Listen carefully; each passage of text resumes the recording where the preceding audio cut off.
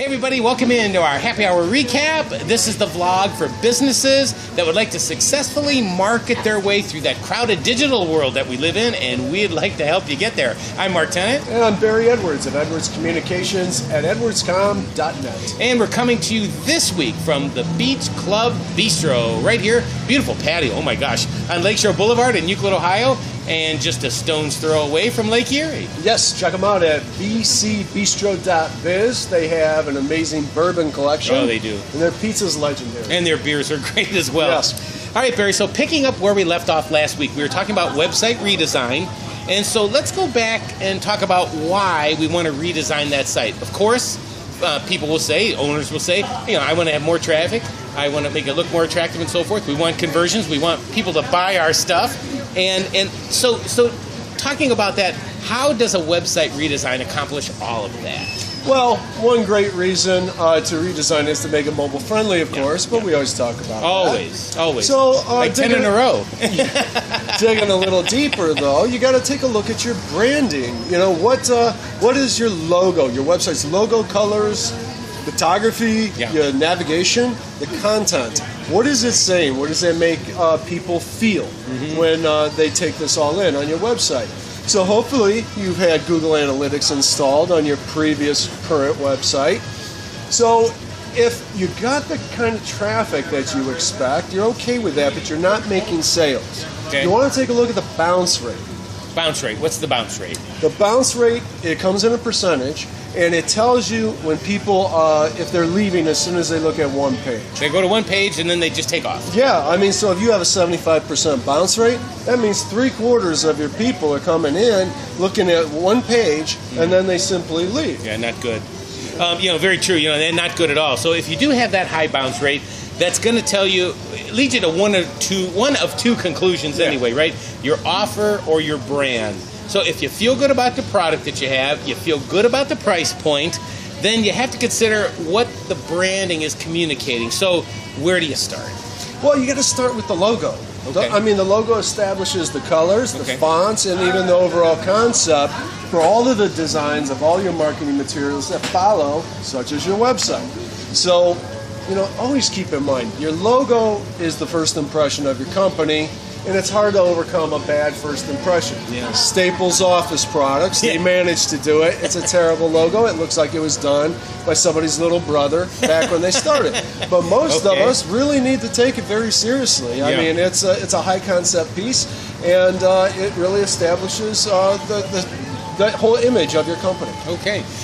Barry's been known for his logo design for many years now, and not just creating cool art, but really it's about appropriate content, appropriate art for the given industry. And Barry, you've come up with your own list of five key elements of a great logo. So let's start with number one. Number one is keywords. Yeah, keywords. Because as you said, appropriate. It's not just cool art. It's appropriate art to a given industry, a given situation. So the first thing I do is I ask the powers that be, business owner, marketing, personnel, what have you, what are like 3 to 5, 8 keywords that you want this logo to describe? Okay. What does your company represent? So I start with those. The DBS Communications example that I did their logo years ago. This is a telecommunications company. We wanted that to say connectivity, ingenuity, high tech. Yep. So when they view their logo, that is what you see. All right. Great. Okay, so number two.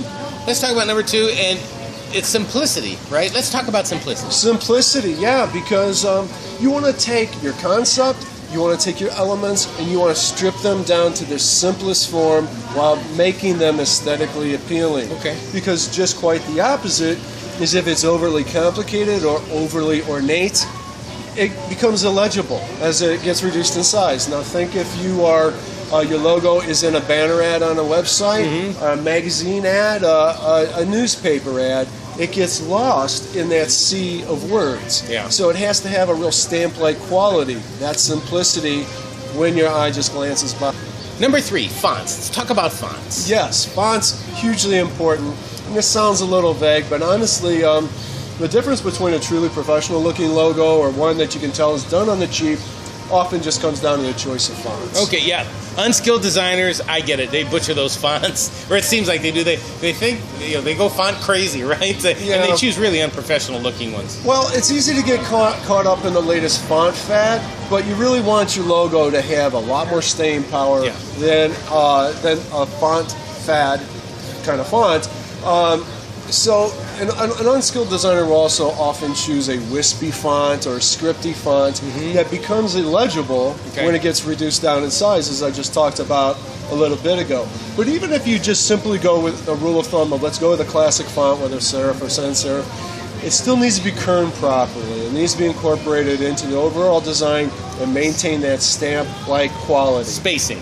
Yes, the spacing between the letters is the kerning. Gotcha. All right, so that brings us to colors. The colors chosen in your logo, they say a lot about your company. They're going to be used in your company, all your marketing materials, and all your marketing materials. Website, Absolutely. everything. So you better have the right color combination for your industry, your business, and so forth, and it better look good on your website. I like low saturated colors. If you take any of these colors and you reduce the saturation or brightness of them a little bit, you get into some really nice maroons and teals and golds and browns and things like that. And I usually use a 2-color combination. When I do, though, I highly recommend a very dense color with an accent color, a lighter color, such as a gold or a teal, something like that. I'd say dense color, usually black I use, but it could be a dark blue. But if you put 2 dense colors together, you get mud, it gets heavy, very industrial, and unprofessional looking again. Gotcha. Now, sometimes I like to use a 3-color combination. In our case, now our logo's black and gold, but we use a teal as an accent color in all of our marketing materials. It really makes it a lot more special than most things that you see out there. And if I have, my hands on most of the marketing materials for one of our clients, I'll then go the 3-color combination route. Okay. All right, so number 5, icons. Icons. To icon or not the icon? What do you think? To icon or not the icon? That is the question to end with. Number 5. And I love icons because at a glance they give you instant recognizability. Okay. But they're so important they have to be done right. Yeah. So it's another case of really stripping down a concept to its simplest form. And this makes me think again of the DBS Communications logo, where I don't like instant, I see what that is. I like to often play with it visually. If you stare at it for a while, I get it. Now I get it. With DBS, there's the 3 letters there with the S supplying the connectivity going over top of it, which I think is a really nice play. And then there's the JP Horizons logo that I created many years ago. And it is designed for its ultimate simplicity. I took the letter J and then I converted it into a horizon look, a road going past the sun, which is part of the concept of their entire company. All right. Okay, so to wrap this up, your company's logo is really, really important to reassess. Important. Absolutely. If you're going to go through the time, the effort, and the expense to do it, it plays a pivotal role in the visual aspects of your branding. It really does. And we say visual because there's so much more. There's your slogan, big, important. Yep. Your mission statement, your vision statement, your content. All of these speak to what your company stands for and how people think about it, how people feel about it. All right, good enough. But there you have it, folks. 5 key elements of a great logo, and just maybe a little over 5 minutes. Maybe a little over. Yeah. But we want to thank so much again the folks here at the Beach Club Bistro, Tammy and the staff. Come on down if you're here in the Cleveland area. The Beach Club Bistro right here in Euclid. Yeah, we'll be coming at you from some other beautiful spot here in Northeast Ohio next week. Until then, have a great weekend.